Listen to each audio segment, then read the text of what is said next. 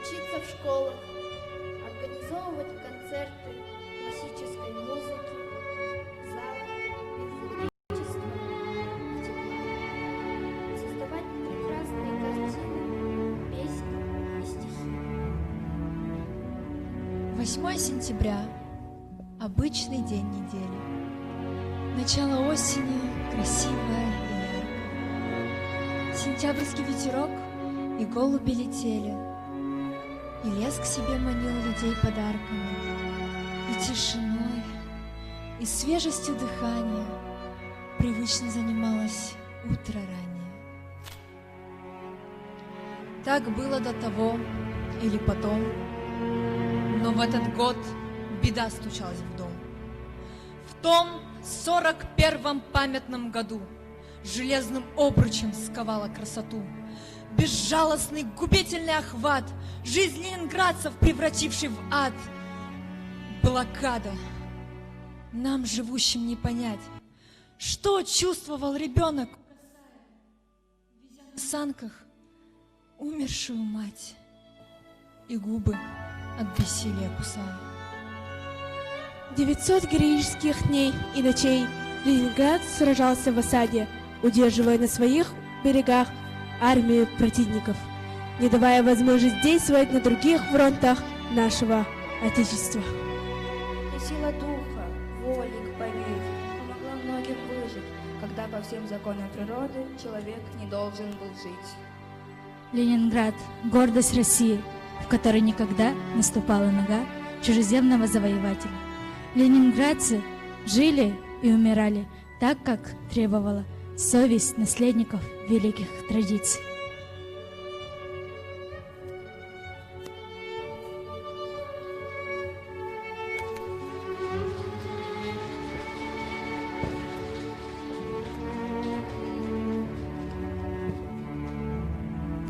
Сотни тысяч ленинградцев вышли на сооружение оборонительных рубежей. Они вырыли 625 километров противотанковых рвов, построили за время осады 15 тысяч дотов и дзотов. На улицах города построили баррикады длиной 35 километров. День и ночь Красная Армия сражалась за Ленинград. И уже 12 сентября гитлеровцы потеряли 170 тысяч солдат и офицеров, 500 танков, 500 орудий и несколько сот самолетов. Фашисты упорно продолжали штурм.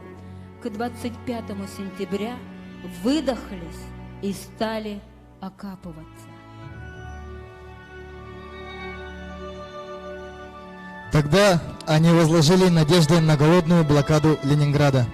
С осени 1941 года начался голод и незабываемая зима в осажденном городе. Запасы продовольствия таяли с каждым днем. В городе постепенно иссякли запасы топлива, воды, за которые ходили на набережную Невы, делая прорубь и набирая воду подчас под обстрелами. Начался голод. Была введена карточная система снабжения горожан продовольствием. Норма выдачи хлеба рабочим составляла 250 граммов, а служащие и дети получали по 125 граммов. Муки в этом же хлебе почти не было. Его выпекали из мякоти, целлюлозы и добавляли опилки.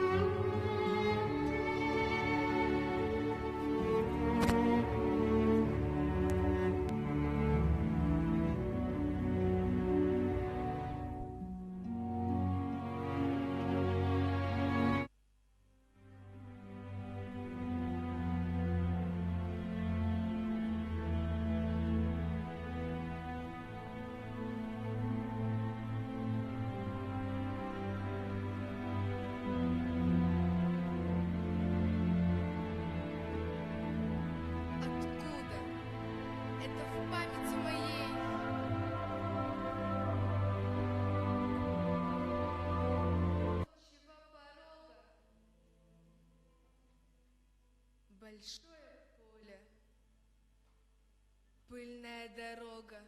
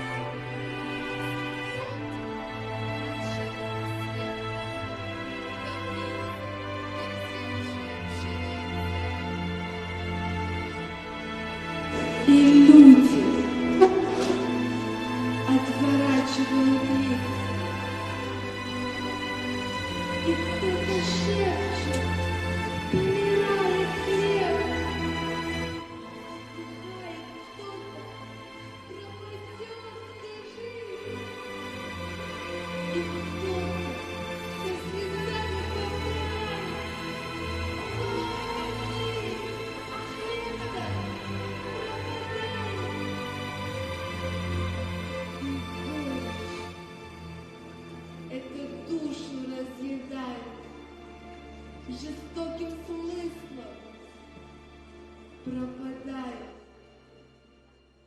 жизнь. И люди, как по кладбищу бредут, и как больные молчаливые дети. Такая тишина на белом свете, что кажется, и птицы не поют. И страшно эту тишину понять.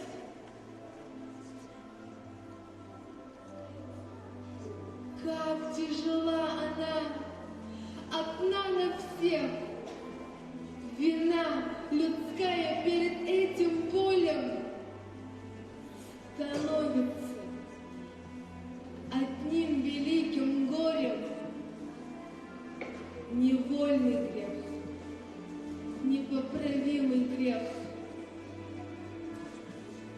А сколько впереди таких полей, многострадальной Родины моей!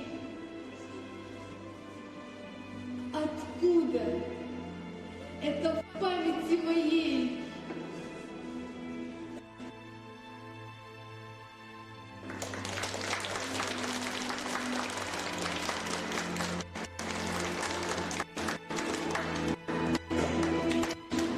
Свыше 640 тысяч ленинградцев погибли от голода. Ежедневные бомбежки длились часами. Не стало света, воды, дров. Остановился транспорт, парализованный морозом. Ленинград стал городом фронта. На город было сброшено до 5000 фугасных и свыше 100 тысяч зажигательных бомб, более 150 тысяч снарядов. Город разрушался ежедневно, но сразу же принимались меры по его восстановлению. Архитекторы обмеривали исторические здания, чтобы потом можно было восстановить разрушенные.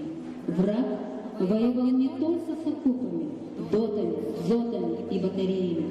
Он воевал с фабриками, школами, больницами, музеями, яслями и замороженными квартирами, со всеми уголками города, где жили и боролись ленинградцы.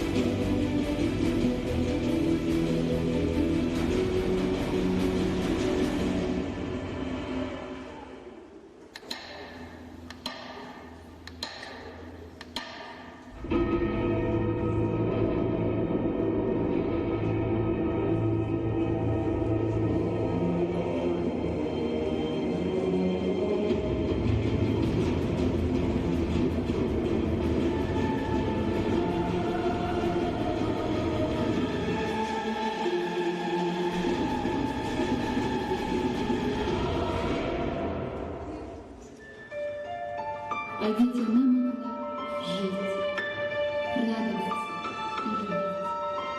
и любить жизнь.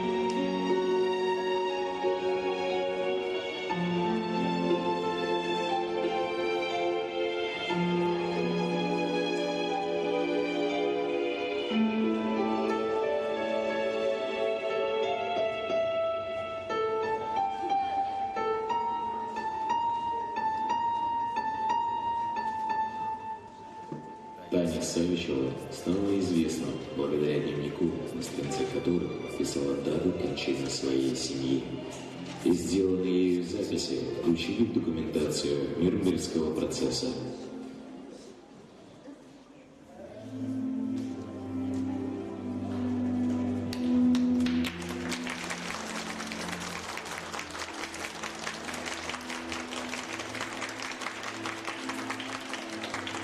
По указанию Государственного комитета обороны была создана дорога жизни, военно-транспортная магистраль по Ладожскому озеру, связывающая осажденный город с Большой землей. За период работы дорожи жизни с 21 ноября 1941 года по 25 апреля 1942 года и с 24 декабря 1942 по 30 марта 1943 года было доставлено в Ленинград более 380 тысяч тонн продовольствия и вывезено из города около 700 тысяч человек. Это позволило уже в декабре повысить суточную норму выдачи хлеба. Из-за предательства поднялось на новую высоту. Не хватало материалов, изобрели их заменители. Фашисты даже не могли предположить, что кабель высокого напряжения проходит по дну Ладожского озера. Там же проложен и нефтепровод. Особая роль в обороне Ленинграда принадлежит ленинградским женщинам. Они были абсолютно на всех постах, заменив ушедших в ряды армии мужчин. Работали даже там, где женщине трудно справиться.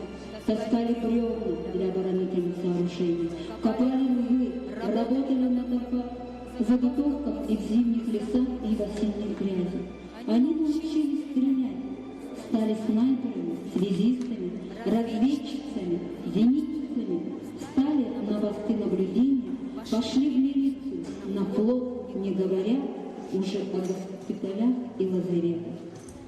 Ленинградским артистам приходилось играть под обстрел в город, пробираться из блиндажа в блиндаж, теряя товарищей.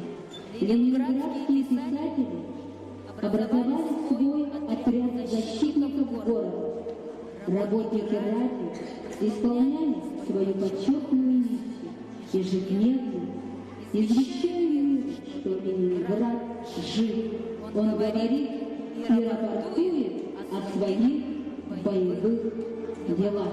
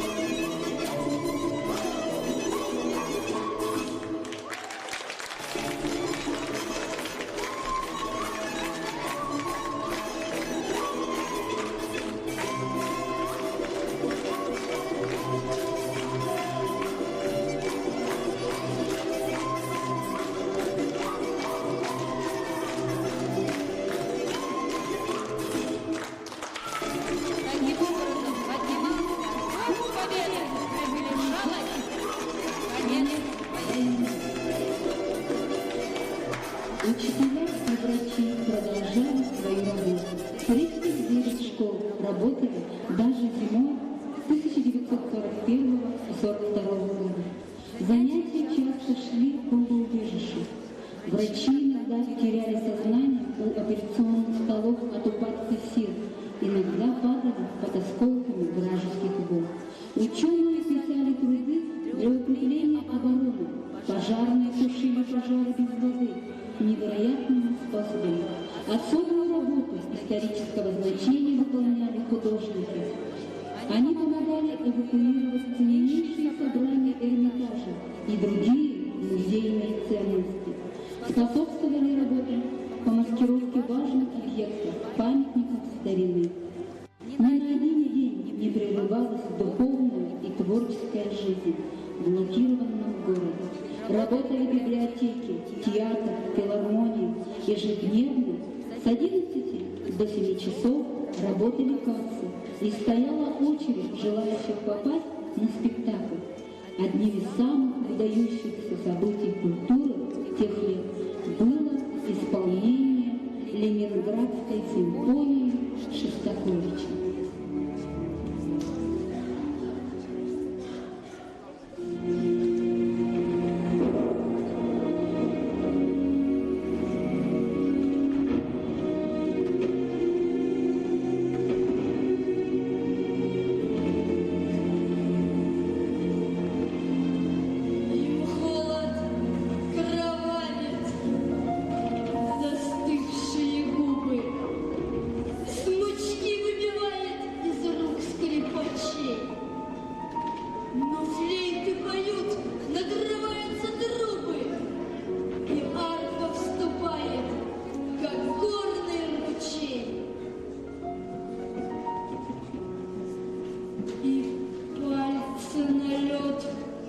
западающих клавиш бросает, не чувствуя рук пианист. Над вихрем бушующих вьюг и пожарищ их звуки победно и скорбно неслись. А чтобы все это сегодня свершилось,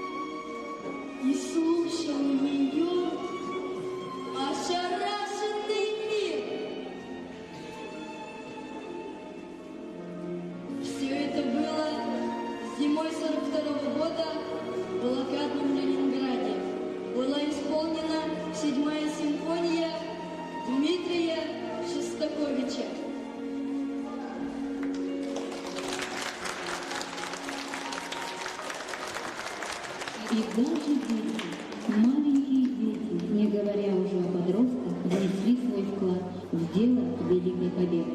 С началом войны детство кончилось. В 1943 году около 15 тысяч детей ленинградцев, начиная с 10 лет, были награждены медалью за оборону Ленинграда. Терзаемый непрерывными обстрелами и бомбежками, изнуренный голодом, Ленинград оставался высоким примером стойкости и героизма всем градским народам, всему прогрессивному человечеству. В дни блокады вся страна была с Ленинграда, и во многом проявили героические примеры дружбы народа. Будучи отрезанными от страны, Ленинград не чувствовал себя одиноким.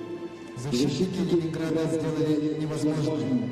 Не только выстояли наперекор фашистским планам, но и начали собирать силы для победы над врагом.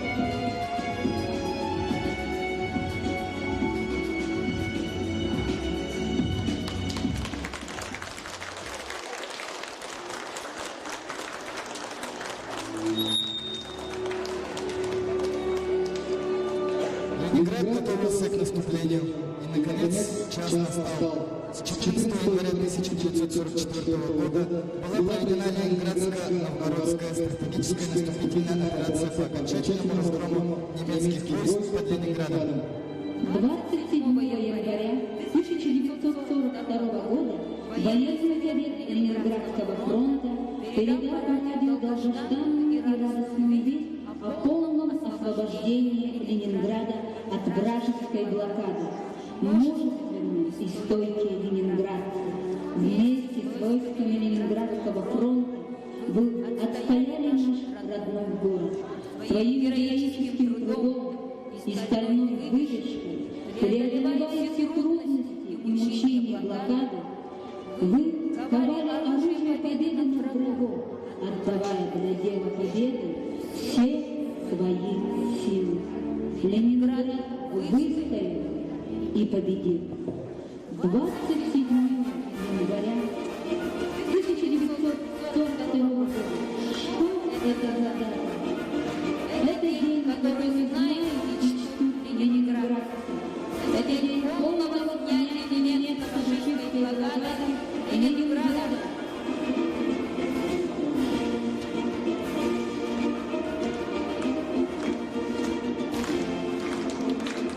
концу блокады перестала существовать, и все ленинградцы от мала до велика взялись восстанавливать свой родной и любимый город.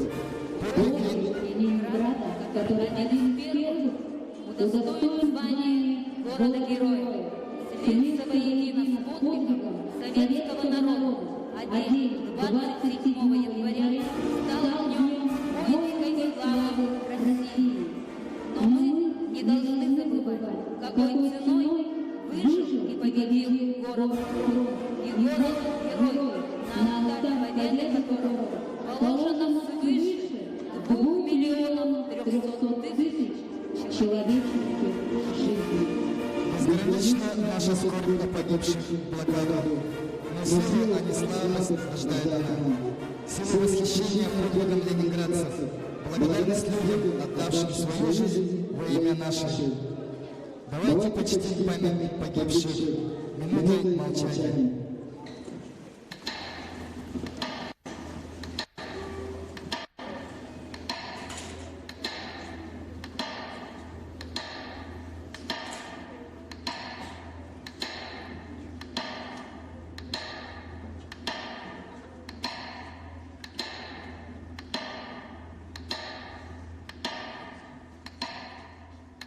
Минута молчания, в ней не 60 секунд, в ней 900 блокадных дней и ночей. Это минута самая тихая, самая скорбная, самая гордая. Враги надеялись, что жестокие лишения пробудят в ленинградцах неизменные инстинкты, запутают в них все человечество.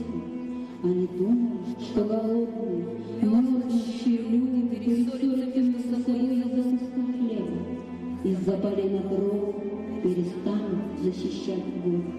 И в конце концов сдадут его. Гитлер заявил: Ленинград штурмуем сознательно. Ленинград выжил самого себя. Но Гитлер просчитались. Ленинград не боялся смерти. Смерть боялась Ленинград. Люди, пережившие блокаду, до сих пор помнят глубокую человечность и безмерно страдающих ленинградцев, их доверие и уважение друг к другу. А потом пришел другой торжественный день. Ленинград встречал вернувшихся с войны победителей, воинов Ленинградского фронта. Это было всенародное торжество, великий праздник Победы. И вот уже на протяжении 75 лет мы живем под мирным небом. Память о той великой победе переходит с поколения в поколение. Мы, потомки победителей, выучили нас ценить жизнь, любить Родину, строить будущее.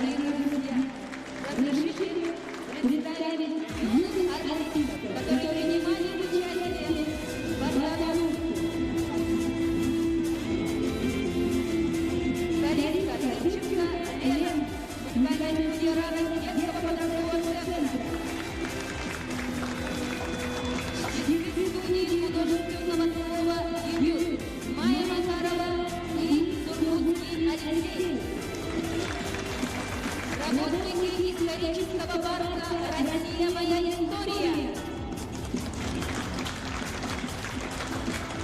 И учащиеся молодежно-подросткового центра «Автобус радости». Художественный руководитель Марина Ивановна Степанова. Также Иван Титович и Виктор Викторович. Дорогие друзья, мы вас приглашаем на открытие мультимедийной выставки «Плакаты голоса». Он у нас на первом этаже Виктории. И вас ждет экскурсия по этой мультимедийной выставке. Учащимся 20-й школы Наталья Ильична Бординова ждет в конференц-зале. Она для вас проведет лекцию «900 дней блокады. Победа нашего